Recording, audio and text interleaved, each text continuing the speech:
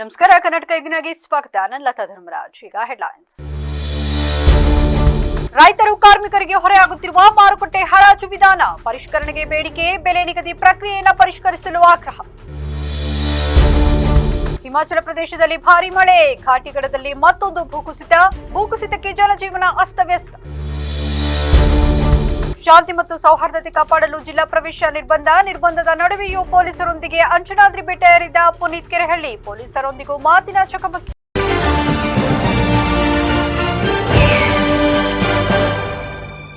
ಅಕ್ರಮಗಳ ಬಗ್ಗೆ ಆತಂಕ ವ್ಯಕ್ತಪಡಿಸಿರುವ ಸಾಮಾಜಿಕ ಹೋರಾಟಗಾರ ಅವರೇಕಾಡು ಪೃಥ್ವಿ ಅವರು ಹರಾಜು ವಿಧಾನದಲ್ಲಿ ಪಾರದರ್ಶಕತೆ ಕಾಪಾಡಿ ಬೆಲೆ ನಿಗದಿ ಪ್ರಕ್ರಿಯೆಯನ್ನು ಪುನಃ ಪರಿಷ್ಕರಿಸಬೇಕು ಎಂದು ಆಗ್ರಹಿಸಿದ್ದಾರೆ. ಇತ್ತೀಚಿನ ದಿನಗಳಲ್ಲಿ ಮಾರುಕಟ್ಟೆಯ ಹರಾಜು ಪ್ರಕ್ರಿಯೆಯಲ್ಲಿ ಕೆಲವರು ಮಾತ್ರ ಭಾಗವಹಿಸುವಂತೆ ಮಾಡಿ ಹಾನಬಾಳು ಗ್ರಾಮ ಮಾರುಕಟ್ಟೆ ಹರಾಜು ಪ್ರಕ್ರಿಯೆಯಲ್ಲಿ ನಡೆಯುತ್ತಿರುವ ಹಾಗೂ ಇತರರಿಗೆ ಅವಕಾಶ ನೀಡದ ರೀತಿಯಲ್ಲಿ ಅತಿ ಹೆಚ್ಚು ಮೌಲ್ಯಕ್ಕೆ ಖರೀದಿ ಮಾಡಲಾಗುತ್ತಿದೆ ಎಂಬ ಆರೋಪ ಕೇಳಿಬರುತ್ತಿದೆ. ಇದರ ಪರಿಣಾಮವಾಗಿ ರೈತರು, ಕೃಷಿ ಕಾರ್ಮಿಕರು ಹಾಗೂ ಬಡವರ್ಗದ ಜನರಿಗೆ ತೀವ್ರ ತೊಂದರೆ ಉಂಟಾಗುವ ಸಾಧ್ಯತೆ ಇದೆ ಎಂದು ಅವರು ಹೇಳಿದ್ದಾರೆ. ಗ್ರಾಮೀಣ ಪ್ರದೇಶಗಳಿಂದ ದೂರದ ಊರಿಗೆ ಹೋಗಿ ವಸ್ತುಗಳನ್ನು ಖರೀದಿಸುವುದು ಸಾಧ್ಯವಾಗದ ಅನೇಕ ಜನರು ಸ್ಥಳೀಯ ಮಾರುಕಟ್ಟೆಯನ್ನೇ ಅವಲಂಬಿಸಿರ್ತಾರೆ. ಆದರೆ ಹರಾಜು ಪ್ರಕ್ರಿಯೆಯ ಅಸಮರ್ಪಕತೆ ಕಾರಣದಿಂದ ಅವರು ಹೆಚ್ಚು ಬೆಲೆ ನೀಡಿ ವಸ್ತುಗಳನ್ನು ಖರೀದಿಸುವ ಪರಿಸ್ಥಿತಿ ಎದುರಾಗಬಹುದು ಎಂಬ ಆತಂಕ ವ್ಯಕ್ತವಾಗಿದೆ.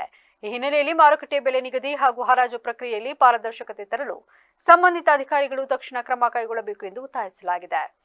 ಜನಸಾಮಾನ್ಯರ ಹಿತಾಸಕ್ತಿಯನ್ನು ಕಾಪಾಡುವ ಉದ್ದೇಶದಿಂದ ಈ ವಿಷಯವನ್ನು ತಾಲೂಕು ಆಡಳಿತ, ತಹಶೀಲ್ದಾರ್ ಮತ್ತು ತಾಲೂಕು ಪಂಚಾಯಿತಿ ಇವು ಅವರು ಗಂಭೀರವಾಗಿ ಪರಿಗಣಿಸಿ ಇಲ್ಲಿ ಯಾವುದೇ ಲಾಬಿಗಳು ಮಾರುಕಟ್ಟೆಯನ್ನು ಹೆದರಿಸಿ, ಬೆದರಿಸಿ, ನಿಯಂತ್ರಣ ಮಾಡದಂತೆ ಮಧ್ಯಪ್ರವೇಶಿಸಿ ನಿಜವಾದ ವ್ಯಾಪಾರಸ್ಥರಿಗೆ ಅವಕಾಶ ಸಿಗುವಂತೆ ಮಾಡಿ ಜನರಿಗೆ ಅನುಕೂಲ ಆಗುವಂತಹ ಸೂಕ್ತ ನಿರ್ಧಾರ ಕೈಗೊಳ್ಳಬೇಕು ಎಂದು ಅವರು ಮನವಿ ಮಾಡಿದ್ದಾರೆ. ಈ ದಿನ ನಾನು ಹಾನಬಾಳು ಗ್ರಾಮ ಪಂಚಾಯಿತಿ ಕಚೇರಿಯ ಮುಂಭಾಗದಲ್ಲಿದ್ದೀನಿ. ಇದೊಂದು ಗ್ರಾಮ ಪಂಚಾಯಿತಿಯ ಒಂದು ಕಚೇರಿ. ಇಲ್ಲಿ 24ನೇ ತಾರೀಕು ಈ ನಾಡಿದ್ದು ಮಂಗಳವಾರ ಇಲ್ಲಿಯ ಒಂದು ಮಾರುಕಟ್ಟೆಗಳನ್ನು ಹರಾಜು ಪ್ರಕ್ರಿಯೆಯನ್ನು ಹಮ್ಮಿಕೊಂಡಿದ್ದಾರೆ ಗ್ರಾಮ ಪಂಚಾಯತಿಯಿಂದ. ಸಂತೆ, ಹಂದಿ ಮಾಂಸ, ಮೀನು ಮಾರುಕಟ್ಟೆ ಶುಲ್ಕ. ಇಲ್ಲಿ ಸಮಸ್ಯೆ ಏನು ಅಂದರೆ, ಹಂದಿ ಮಾಂಸ ಮಾರುಕಟ್ಟೆ ಶುಲ್ಕ 75,000 ರೂಪಾಯಿ ಇದೆ. ಅಂದರೆ ನೀವು GST ಎಲ್ಲ ಸೇರಿ 1,13,150 ರೂಪಾಯಿ ಆಗ್ತದೆ. ಈ ಒಂದು ಪಂಚಾಯಿತಿ ವ್ಯಾಪ್ತಿಯಲ್ಲಿ ಈ ಹರಾಜು ಪ್ರಕ್ರಿಯೆ ಯಾವ ಥರ ನಡೀತಾ ಇದೆ ಅಂದರೆ, ಕೆಲವು ಪಟ್ಟಭದ್ರ ಹಿತಾಸಕ್ತಿಗಳು ಬೇರೆಯವ್ರನ್ನ ಆಚೆ ಕಡೆಯವ್ರನ್ನ ಇಲ್ಲಿ ಈ ಟೆಂಡರಿಗೆ ಕಾಂಪೀಟ್ ಮಾಡ್ದಲೇ ರೀತಿ ಮಾಡಿ ಒಂದು 2-2.5 ಲಕ್ಷಕ್ಕೆ ಹರಾಜನ್ನು ಹಿಡಿದು ಆನಂತರ ಅದನ್ನು ಮತ್ತೆ 3-4 ಲಕ್ಷ ರೂಪಾಯಿಗೆ ಬೇರೆಯವರಿಗೆ ಮಾರ್ಕೊಳ್ತಾರೆ. ಈಗ ಉದಾಹರಣೆಗೆ 50 ವಾರ ಇದೆ ವರ್ಷಕ್ಕೆ. ಒಂದು ವಾರಕ್ಕೆ 100 kg ಹಂದಿ ಮಾಂಸ ವ್ಯಾಪಾರ ಆಗ್ತದೆ ಅಂದರೆ 400 kg ಆಗ್ತದೆ. ಅಲ್ಲಿಗೆ 50 ವಾರಗಳಿಗೆ 5,000 kg ಹಂದಿ ಮಾಂಸ ವ್ಯಾಪಾರ ಆಗ್ತದೆ. ಇಲ್ಲಿ 1 kgಗೆ ಖರ್ಚೆಲ್ಲ ಕಳೆದು 50 ರೂಪಾಯಿ. ಹಿಮಾಚಲ ಪ್ರದೇಶದಲ್ಲಿ ಕಳೆದ 2 ದಿನಗಳಿಂದ ಭಾರೀ ಮಳೆಯಾಗುತ್ತಿದ್ದು ಭೂಕುಸಿತ ಉಂಟಾಗಿದೆ. ಮಂಡಿ ಜಿಲ್ಲೆಯ ಕೋಟೆಹಳ್ಳಿಯಲ್ಲಿ ಭೂಕುಸಿತ ಉಂಟಾಗಿದೆ. ಬಂಡೆ, ಮಣ್ಣು ಎಲ್ಲವೂ ರಸ್ತೆಗೆ ಅಡ್ಡವಾಗಿ ಬಿದ್ದಿದೆ. 2 ದಿನಗಳ ಹಿಂದಷ್ಟೇ ಕುಲ್ಲುವಿನ ಪಾರ್ವತಿ ಕಣಿವೆಯಲ್ಲಿ ಘಾಟಿಗಡದಲ್ಲಿ ಮತ್ತೊಂದು ಭೂಕುಸಿತ ಸಂಭವಿಸಿದ್ದರಿಂದ ಮಣಿಕರಣ್ ಬರ್ಷೇನಿ ರಸ್ತೆಯಲ್ಲಿ ಸಂಚಾರಕ್ಕೆ ಅಡಚಣೆ ಉಂಟಾಗಿತ್ತು. ಜಚ್ನಿಯಲ್ಲಿ ಮಣ್ಣು ಕುಸಿತ ಸಂಭವಿಸಿ ಭುಂತರ್ ಮಣಿಕರಣ್ ರಸ್ತೆ ಸಂಚಾರಕ್ಕೆ ಅಡಚಣೆ ಉಂಟಾಗಿದ್ದು ಸಂಪರ್ಕ ರಸ್ತೆಯ 2 ಬದಿಗಳಲ್ಲಿ ಸಂಚಾರ ದಟ್ಟಣೆ ಉಂಟಾಗಿತ್ತು. ಇದೀಗ ಕೋಟ್ಲಿಯಲ್ಲೂ ಇಂಥದ್ದೇ ಪರಿಸ್ಥಿತಿ ನಿರ್ಮಾಣವಾಗಿದೆ. ಶಾಂತಿ ಮತ್ತು ಸೌಹಾರ್ದತೆ ಕಾಪಾಡುವ ಸಲುವಾಗಿ ಪ್ರಮೋದ್ ಮುತಾಲಿಕ್ ಮತ್ತು ಪುನೀತ್ ಕೆರೆಹಳ್ಳಿಗೆ ಜಿಲ್ಲಾ ಪ್ರವೇಶ ನಿರ್ಬಂಧ ವಿಧಿಸಲಾಗಿತ್ತು. ಆದರೂ ಪುನೀತ್ ಕೆರೆಹಳ್ಳಿಯ ಅಂಜನಾದ್ರಿ ಬೆಟ್ಟಕ್ಕೆ ಆಗಮಿಸಿ ನಿಷೇಧ ಆದೇಶವನ್ನು ನಕಲಿ ಎಂದು ವಾದಿಸಿ ಪೊಲೀಸರೊಂದಿಗೆ ವಾಗ್ವಾದ ನಡೆಸಿದ್ದಾರೆ. ಹಿಂದಿನ ವಿವಾದಾತ್ಮಕ ಭಾಷಣಗಳ ಹಿನ್ನೆಲೆಯಲ್ಲಿ ಕ್ರಮ ಕೈಗೊಳ್ಳಲಾಗಿತ್ತು. ಅಂತಿಮವಾಗಿ ಕೆರೆಹಳ್ಳಿ ಪೊಲೀಸರೊಂದಿಗೆ ಅಂಜನಾದ್ರಿ ಬೆಟ್ಟ ಏರಿದ್ದಾರೆ. ಕನಕಗಿರಿಯಲ್ಲಿ ಈ ಹಿಂದೆ ಪ್ರಮೋದ್ ಮುತಾಲಿಕ್ ಹಾಗೂ ಪುನೀತ್ ಕೆರೆಹಳ್ಳಿ ಭಾಗವಹಿಸಿದ್ದ ಕಾರ್ಯಕ್ರಮದಲ್ಲಿ ಮತೀಯ ಭಾವನೆಗಳಿಗೆ ಪ್ರಚೋದನೆ ಉಂಟು ಮಾಡುವ ವಿವಾದಾತ್ಮಕ ಭಾಷಣ ಮಾಡಿದ್ರು. ಈ ಹಿನ್ನೆಲೆ ಅವರ ವಿರುದ್ಧ ಕೇಸ್ ಕೂಡ ದಾಖಲಾಗಿತ್ತು.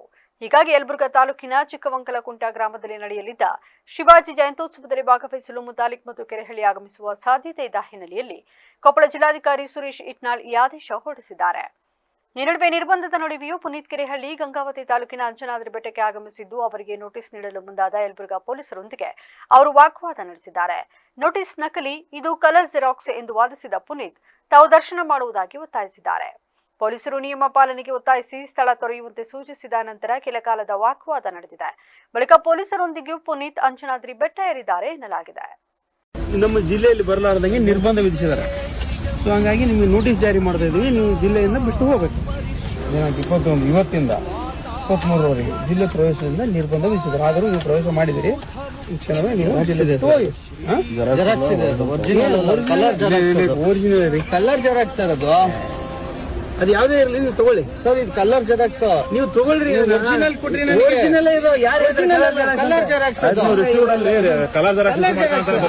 ಕಲರ್ ಜೆರಾಕ್ಸ್ ರಿಸೀವ್ ಮಾಡ್ಲಿ, ಕಲರ್ ಜೆರಾಕ್ಸ್ ರಿಸೀವ್ ಮಾಡ್ಲಿ ಸರ್. ನಂಗೆ ಒರಿಜಿನಲ್ ಕೊಡಿ, ನನಗೆ ಒರಿಜಿನಲ್ ತಾನೇ ಕೊಟ್ಟಿರ್ತಾರೆ. ಇವ್ರ ಗಾಡಿಗೆ ಒರಿಜಿನಲ್ ಕೊಟ್ರಿ ನೀವು. ಒರಿಜಿನಲ್ ಅಲ್ರಿ ಅದು ಸರ್, ಒರಿಜಿನಲ್ ಒರಿಜಿನಲ್ ಕೊಡಿ, ಒರಿಜಿನಲ್ ಕೊಡಿ. ಯಾರ್ಯಾರು ನಾನು ನೋಡಿ, ನಾನು ಅಂಜನಾದ್ರಿ ಬೆಟ್ಟಕ್ಕೆ ಹೋಗಿ ಬರ್ತೀನಿ, ದೇವಸ್ಥಾನಕ್ಕೆ ಹೋಗ್ಬಿಟ್ಟು ವಾಪಸ್ ಬರ್ತೀನಿ ಅಂಜನಾದ್ರಿಗೆ. ನೀವೇನಾದ್ರು ಇದು ಮಾಡ್ರಿ, ನಿರಾಕರಣೆ ಮಾಡಿದ್ರೆ ನಿರಾಕರಣೆ ಮಾಡ್ತಾ ಇಲ್ಲ. ಬೆಟ್ಟಕ್ಕೆ ಹೋಗಿ ಬಂದ ತಕ್ಷಣ ತೊಗೊಳ್ಳಿ, ಅಂಜನಾದ್ರಿ ಬೆಟ್ಟಕ್ಕೆ ಹೋಗಿ ಬರಕ್ಕೆ ಈಗ 23 ಹೇಳಿದೀವಿ ಆಲ್ರೆಡಿ. ಯಾರು ಹೇಳಿದ್ರು? ಯಾರು ಹೇಳಿದ್ರು ನಂಗೆ? 21/3/26ರಿಂದ 23/3/26 ಕೊಪ್ಪಳ ಜಿಲ್ಲೆಗೆ ಪ್ರವೇಶಿಸಿದಂತೆ ನಿರ್ಬಂಧ ವಿಧಿಸಿ ಪ್ರತಿಭಾಭಂಗವನ್ನು ಆದೇಶಿಸಿದೆ. ಯಾಕಾಗಿ? ಎಲ್ಲ ಇದೆ, ಓದಿ. ಜಿಲ್ಲೆಯಲ್ಲಿ ಕಾಂಗ್ರೆಸ್ ಪಕ್ಷದಲ್ಲಿ ಗುರುತಿಸಿಕೊಂಡಿರುವ ಕೆಲವು ದಲಿತ ಮುಖಂಡರು ಸ್ವಯಂ ಘೋಷಿತವಾಗಿ ಸಮಿತಿ ರಚಿಸಿಕೊಂಡು ಇನ್ನುಳಿದ ದಲಿತ ಮುಖಂಡರ ನಿರ್ಲಕ್ಷ್ಯ ಮಾಡುತ್ತಿದ್ದಾರೆ ಎಂದು ದಲಿತ ಪರ ಹೋರಾಟಗಾರರ ಒಕ್ಕೂಟದ ಮುಖಂಡ ದಿನೇಶ ಅಸಮಾಧಾನ ಹೊರಹಾಕಿದರು. ನಗರದ ಪತ್ರಕರ್ತರ ಭವನದಲ್ಲಿ ಸುದ್ದಿಗೋಷ್ಠಿ ನಡೆಸಿ ಮಾತನಾಡಿದ ಅವರು, ಕಳೆದ ಒಂದು ವಾರದಿಂದ ಕಾಂಗ್ರೆಸ್ ಪಕ್ಷದಲ್ಲಿ ಗುರುತಿಸಿಕೊಂಡಿರುವ ಕೆಲ ದಲಿತ ನಾಯಕರಾದ ಕೃಷ್ಣಕುಮಾರ್, ದೇವಪ್ಪ ಇವರ ಜೊತೆ ಸೇರಿಕೊಂಡಿರುವ ಹೊಳೆನರಸೀಪುರ, ದೊಡ್ಡಕಾಡನೂರು, ಸೋಮ ಇವರುಗಳು ಡಿಎಸ್ಎಸ್ ಸದಸ್ಯರು ಎಂದು ಹೇಳಿಕೊಳ್ಳುತ್ತಾ ಬಲಗೈ ಜನಾಂಗದ ಹೋರಾಟ ಸಮಿತಿಯನ್ನು ಸ್ವಯಂ ಘೋಷಿತವಾಗಿ ಮಾಡಿಕೊಂಡಿದ್ದಾರೆ. ಹಾಸನ ಜಿಲ್ಲಾ ಉಸ್ತುವಾರಿ ಸಹ ಇವರುಗಳೇ ಎಂದು ಹೇಳಿಕೊಂಡು ತಿರುಗಾಡುತ್ತಿದ್ದಾರೆ ಎಂದು ಗಂಭೀರ ಆರೋಪ ಮಾಡಿದರು. ಇದೇ ತಿಂಗಳ ಮಾರ್ಚ್ 25ರಂದು ಬೆಂಗಳೂರಿನಲ್ಲಿ ಬಲಗೈ ಸಮುದಾಯ ಬೃಹತ್ ಸಮಾವೇಶ ಆಯೋಜನೆ ಮಾಡಲಾಗಿದ್ದು, ಜ್ಞಾನಪ್ರಕಾಶ ಸ್ವಾಮೀಜಿಗಳು ಸಕಲೇಶಪುರ ಹಿರಿಯ ಮುಖಂಡರಾದ ಸಿದ್ದಯ್ಯನವರನ್ನ ರಾಜ್ಯ ಹೋರಾಟ ಸಮಿತಿಯಲ್ಲಿ ಅಧ್ಯಕ್ಷರು ಹಾಗೂ ಉಪಾಧ್ಯಕ್ಷರನ್ನಾಗಿ, ಸಚಿವ ಎಚ್ ಸಿ ಮಹದೇವಪ್ಪ ಅವರನ್ನು ನೇಮಕ ಮಾಡಿಕೊಂಡಿದ್ದಾರೆ. ಆದರೆ ಜಿಲ್ಲೆಯಲ್ಲಿ ಬಲಗೈ ಹೋರಾಟ ಸಮಿತಿಯನ್ನು ಸ್ವಯಂ ಘೋಷಿತವಾಗಿ ಮಾಡಿಕೊಂಡು ಇನ್ನುಳಿದ ದಲಿತ ಮುಖಂಡರ ಗಮನಕ್ಕೂ ಬಾರದೆ ನಿರ್ಲಕ್ಷ್ಯ ಮಾಡಿದ್ದಾರೆ. ಇದು ಖಂಡನೀಯ ಎಂದರು. ಪ್ರಮುಖವಾಗಿ ಇವರು ದಲಿತ ಪರ ಹೋರಾಟಗಾರರು ಎಂದು ಹೇಳಿಕೊಂಡು ಸಮಿತಿ ರಚನೆ ಕುರಿತು ಸ್ಪಷ್ಟನೆ ನೀಡಬೇಕು ಎಂದು ತಿಳಿಸಿದರು. ಅದಾದ ನಂತರ ಅದರಲ್ಲಿ ಮೀಸಲಾತಿ ಬಗ್ಗೆ ನಾಗಮೋಹನ್ ದಾಸ್ ವರದಿಯನ್ನು ತರಿಸ್ಕೊಂಡ್ರು ಮಾನ್ಯ ಮುಖ್ಯಮಂತ್ರಿ ಸಿದ್ದರಾಮಯ್ಯ ಡಿಸೆಂಬರ್ ತಿಂಗಳಲ್ಲಿ. ಅದ್ರದ್ದು ಎಲ್ಲ ಆಯಿತು, ಬಂತು ಸರ್ಕಾರಕ್ಕೆ. ಈಗ ಬಂದಿರೋ ವಿಚಾರ ಏನು ಅಂದರೆ, ಒಳ ಮೀಸಲಾತಿಯಲ್ಲಿ ಬಲಗೈ ಸಮುದಾಯಕ್ಕೆ ಅನ್ಯಾಯ ಆಗಿದೆ ಅನ್ನೋದೊಂದು ಸರ್ಕಾರ ಹೇಳ್ತಾ ಇಲ್ಲ. ಸರ್ಕಾರಕ್ಕೆ ಸಂಬಂಧಿಸಂಗೆ ಕೆಲವರು ಈ ಥರ ಅನ್ಯಾಯ ಆಗಿದೆ ಅಂತ ನಮ್ಮ ಬಲಗೈ ಸಮುದಾಯದವರು ಹೋರಾಟಕ್ಕೆ ಹೋಗಬೇಕು ಅಂತ ನಿಂತಿದ್ದಾರೆ, ಹೋರಾಟನೂ ಮಾಡ್ತಾಯಿದ್ದಾರೆ. ಇಲ್ಲಿ ಹಾಸನದ ವಿಚಾರ ಏನಪ್ಪ ಅಂದರೆ, ನಾವು ಬಲಗೈನವರೆಲ್ಲ ಮೊನ್ನೆ ಸಭೆ ಸೇರಿಸ್ಬೇಕು ಅಂತ ಮಾಡಿದರು. ಆ ಸಭೆಯಲ್ಲಿ ನಮ್ಮನ್ನು ಸೇರಿಸಿಲ್ಲ. ಇಲ್ಲಿ ಕೆಲವು ಮುಖ್ಯ ಲೀಡ್ರುಗಳಿದ್ದಾರೆ. ಯಾರು ಅಂದರೆ, ಈ ಕಾಂಗ್ರೆಸ್ ಪಕ್ಷದಿಂದ ಮಲ್ಲಿಗೆವಾಳ ದೇವಪ್ಪ, ಕೃಷ್ಣಕುಮಾರು, ಆಮೇಲೆ ಇವರು ಸೋಮಶೇಖರ್, ಹೊಳೆನರಸೀಪುರ ದೊಡ್ಡಕಾಡನೂರು ಸೋಮಶೇಖರು. ಇವರು 3 ಜನದ್ದು ಏನಪ್ಪ ಅಂದರೆ, ಇದು ಈ ಕಾರ್ಯಕ್ರಮಕ್ಕೆ ಯಾರು ಮಾಡ್ತಾ ಇದ್ದಾರೆ ಅನ್ನೋದು ಈಗ ಗೊತ್ತಿಲ್ಲ. ಜ್ಞಾನಪ್ರಕಾಶ ಸ್ವಾಮೀಜಿನ ನೇಮಕ ಮಾಡಿ. ಸುದ್ದಿಗೋಷ್ಠಿಯಲ್ಲಿ ತರೀಕೆರೆ ಮಂಜುನಾಥ್, ದೇವರಾಜು, ನಾಗರಾಜು, ಜಗದೀಶ್ ಸೇರಿದಂತೆ ಮತ್ತಿತರರು ಹಾಜರಿದ್ದರು. ಭಾರತೀಯ ಜನತಾ ಪಾರ್ಟಿಯ ಜಿಲ್ಲಾ ಕಚೇರಿಯಲ್ಲಿ ಅಂತಾರಾಷ್ಟ್ರೀಯ ಮಹಿಳಾ ದಿನಾಚರಣೆಯನ್ನು ಆಚರಿಸಲಾಯಿತು. ಈ ವೇಳೆ ಮಾತನಾಡಿದ ಅವರು, ಮಹಿಳೆಯರು ತಮ್ಮ ತಂದೆ ತಾಯಿಯಿಂದ ಕಲಿತಂತಹ ಸುಸಂಸ್ಕೃತಿಯನ್ನ ತಮ್ಮ ಮಕ್ಕಳಿಗೂ ಕಲಿಸಿಕೊಡಬೇಕು. ಮನುಷ್ಯನಿಗೆ ಸೌಕರ್ಯಗಳ ಒದಗಿಸಿಕೊಟ್ಟಷ್ಟು ಸೋಂಬೇರಿತನ ಹೆಚ್ಚಾಗುತ್ತದೆ. ಹಾಗಾಗಿ ಮಕ್ಕಳಿಗೆ ಬರೀ ಓದುವುದನ್ನಷ್ಟೇ ಕಲಿಸುವುದಲ್ಲದೆ ಕಷ್ಟ ಸುಖದ ಕುರಿತು ತಿಳುವಳಿಕೆ ಮೂಡಿಸಬೇಕು ಎಂದರು. ಆನ್ಸರ್ ಮಾಡಕ್ಕಾಗಲ್ಲ, ನಾನು ಹೇಳ್ತೀನಿ ಚಿಕ್ಕವಳು ಸುಮ್ಮನೆ ಕುತ್ಕೋ ಅಂತ. ಯಾಕಂದ್ರೆ ನನಗೆ ಗೊತ್ತಿಲ್ಲ ಆನ್ಸರ್, ಅದನ್ನ ನಾನು ಬಿಡಿಸಿ ಹೇಳಕ್ಕಾಗಲ್ಲ. ನೀನು ಚಿಕ್ಕವಳು, ನೀನು ಇದು ಕೇಳಬಾರ್ದು, ನಿನ್ನ ವಯಸ್ಸಿಗೆ ತಕ್ಕಂಗೆ ಮಾತಾಡ್ಬೇಕು ಅಂತ ನಾವು ಹೇಳಲ್ಲ. ಅವಳು ಮಾತಾಡ್ತಾಳೆ. ಮಾತಾಡುವಾಗ ನಾನು ಅಲ್ಲಿಗೆ ಬಿಟ್ಟಾಗ ಅವಳು ಹೇಳ್ತಾಳೆ, ನೆಕ್ಸ್ಟ್ ಟೈಮು ಕ್ವಶನ್ ಮಾಡ್ತಾಳೆ ನನಗೆ. ನಾನು ಜೋರು ಮಾಡಲಿಲ್ಲ ಅಂದ್ರೆ ನೆಕ್ಸ್ಟ್ ಟೈಮು ನನಗೆ ಹಾಗೆ ಮಾಡ್ತಾಳೆ. ಅದನ್ನು ನಾವು ಮಕ್ಕಳಿಗೆ ಹೇಳಬೇಕು. ಫಸ್ಟು ದೊಡ್ಡವರು ಹೇಳೋದನ್ನ ಕೇಳಬೇಕು. ಅದರಲ್ಲಿ ತಪ್ಪು ಇರುತ್ತೆ, ನಾವೆಲ್ಲ ಸರಿ ಅಂತ ಹೇಳಲ್ಲ. ಈಗಿನ ಜನ್ರೇಷನ್ ಮಕ್ಕಳಿಗೆ ಅವರ ಟೆಕ್ನಾಲಜಿ ಮುಂದೆ ನಾವೇನು ಇಲ್ಲ. ಟೆಕ್ನಾಲಜಿಯ ಮುಂದೆ ಅವ್ರು ಸ್ವಲ್ಪ ಟೆಕ್ನಾಲಜಿಲಿ ಫಾರ್ವರ್ಡ್ ಇರ್ತಾರೆ. ಬಟ್ ನಮ್ಮ ಸಂಸ್ಕೃತಿಲಿ ನಾವೇ ಫಾರ್ವರ್ಡ್ ಇರ್ತೀವಿ.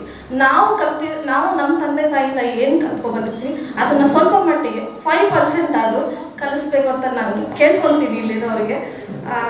ನಾನು ಅಂತ ಪ್ರಯತ್ನದಲ್ಲಿದ್ದೀನಿ. ಬಟ್ ದಯವಿಟ್ಟು ನೀವು ಕಲಿಸ್ಕೊಡಿ ಅಂತ ಕೇಳ್ತೀನಿ.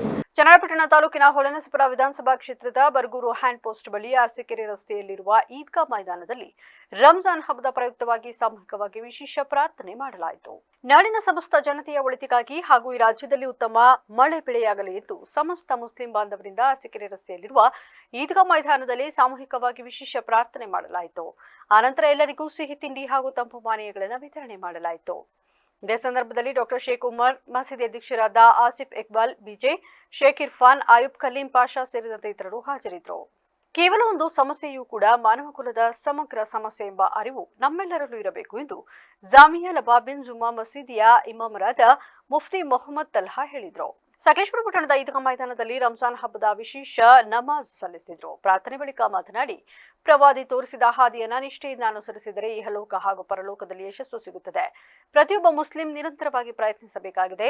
ಜಗತ್ತಿನ ವಿವಿಧ ಭಾಗಗಳಲ್ಲಿ ಮುಸ್ಲಿಮರು ಸಂಕಷ್ಟ ಮತ್ತು ಯುದ್ಧದ ಕಾರ್ಮೋಡದ ನಡುವೆ ಜೀವನ ನಡೆಸುತ್ತಿರುವುದು ವಿಷಾದನೀಯ. ಇಂತಹ ಸಂದರ್ಭದಲ್ಲಿ ಜಗತ್ತಿನಲ್ಲಿ ಶಾಂತಿ, ಸಹಿಷ್ಣುತೆ ಮತ್ತು ಮಾನವೀಯತೆ ನೆಲೆಸಬೇಕಾಗಿದೆ. ಎಲ್ಲರೂ ಭ್ರಾತೃತ್ವ ಹಾಗೂ ಸಹೋದರತ್ವವನ್ನು ಅಳವಡಿಸಿಕೊಂಡು ಪರಸ್ಪರ ಪ್ರೀತಿ, ಸಹಕಾರದಿಂದ ಬದುಕಬೇಕು ಎಂದು ಕರೆ ನೀಡಿದರು. ರಂಜಾನ್ ತಿಂಗಳು ಇಸ್ಲಾಂ ಧರ್ಮದಲ್ಲಿ ಅತ್ಯಂತ ಪವಿತ್ರವಾಗಿದ್ದು, ಈ ಅವಧಿಯಲ್ಲಿ ಮುಸ್ಲಿಮರು ಉಪವಾಸ ಆಚರಿಸುವ ಮೂಲಕ ಆತ್ಮಶುದ್ಧಿ, ಸಹನೆ ಮತ್ತು ಶಿಸ್ತಿನ ಜೀವನವನ್ನು ಅಭ್ಯಾಸ ಮಾಡುತ್ತಾರೆ. ಮುಂಜಾನೆವರೆಗೆ ಆಹಾರ ಮತ್ತು ನೀರನ್ನು ತ್ಯಜಿಸುವ ಮೂಲಕ ಭಕ್ತಿ, ನಿಯಮ ಹಾಗೂ ಮಾನವೀಯ ಮೌಲ್ಯಗಳನ್ನು ಅರಿತುಕೊಳ್ಳುತ್ತಾರೆ. ಉಪವಾಸದ ಮೂಲಕ ಬಡವರ ನೋವನ್ನ ಮನಗಂಡು ಸಹಾನುಭೂತಿ ಮತ್ತು ದಯೆಯನ್ನ ಬೆಳೆಸಿಕೊಳ್ಳುವುದು ಇದರ ಮುಖ್ಯ ಉದ್ದೇಶವಾಗಿದೆ ಎಂದರು. ಪಟ್ಟಣದ ಬತ್ರಿಯಾ ಜುಮಾ ಮಸೀದಿಯಲ್ಲಿ ಅಬ್ದುಲ್ ರಜಾಕ್ ಸಖಾವಿ ಪ್ರಾರ್ಥನೆಗೆ ನೇತೃತ್ವ ನೀಡಿದರು. ಈದ್ಗಾ ಮೈದಾನದಿಂದ ಪಟ್ಟಣದ ಜಾಮಿಯಾ ಮಸೀದಿವರೆಗೆ ಸಾವಿರಾರು ಮುಸ್ಲಿಂ ಬಾಂಧವರು ಮೆರವಣಿಗೆ ನಡೆಸಿದರು. ದೇಶ ಕಂಡಂತೆ ಸೌಹಾರ್ದತೆ ಮತ್ತು ಶಾಂತಿಯುತೆಯಿಂದ ಈ ದೇಶ, ಈ ರಾಜ್ಯ ಉದ್ಯೋಗಕ್ಕೂ ಕೂಡ ರಂಜಾನ್ ಹಬ್ಬನ ಎಲ್ಲ ಸಮುದಾಯದವರು ಕೂಡ ನಾವೆಲ್ಲರೂ ಕೂಡ ಆಚರಣೆ ಮಾಡ್ತಾ ಇದ್ದೀವಿ. ಯಾಕೆಂದ್ರೆ ನಾಮ ಹಲವಾರು, ದೇವರು ಒಂದೇ. ನಮ್ಮೆಲ್ಲರಿಗೂ ಕೂಡ ಭಗವಂತ ಒಂದೇ. ತಮ್ಮೆಲ್ಲರಿಗೂ ಕೂಡ ಆ ಭಗವಂತ ತಮ್ಮೆಲ್ಲರಿಗೂ ಕೂಡ ಆಯುರಾರೋಗ್ಯ, ಐಶ್ವರ್ಯವನ್ನು ಕೊಟ್ಟು ಸಕಲೇಶಪುರದಲ್ಲಿ ಎಲ್ಲ ನಮ್ಮ ಮುಸಲ್ಮಾನ್ ಬಾಂಧವರು ಕೂಡ ಶಾಂತಿಯುತೆಯಿಂದ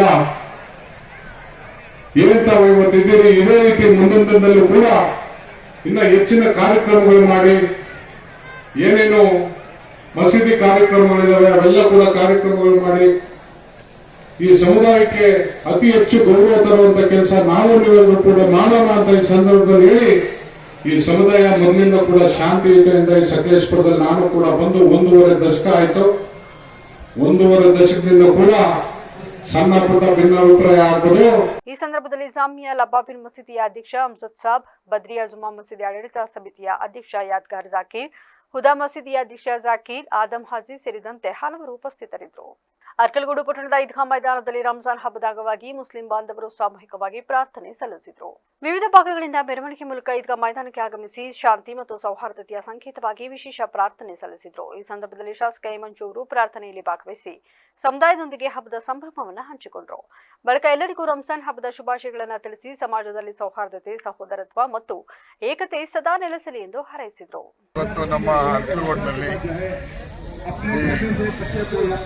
ಸುಮಾರು ದಿನಗಳಿಂದ ನಮಾಜ್ ಮಾಡಿ ಹಬ್ಬದ ಒಂದು ಶುಭಾಶಯಗಳನ್ನು ನಾನು ಈದ್ ಮುಬಾರಕ್ ಹೇಳ್ತಾ, ಅವರು ಇವತ್ತು ಆಗ್ತಾ ಇರ್ತಕ್ಕಂಥ ದೇಶದಲ್ಲಿ ಆಗ್ತಾ ಇರ್ತಕ್ಕಂಥದ್ದು ನೋಡಿದರೆ ನಮಗೆ ನಿಜವಾಗ್ಲೂ ಕೂಡ ಒಂದು ಶೋಚನೀಯ ಸ್ಥಿತಿನಲ್ಲಿದೆ.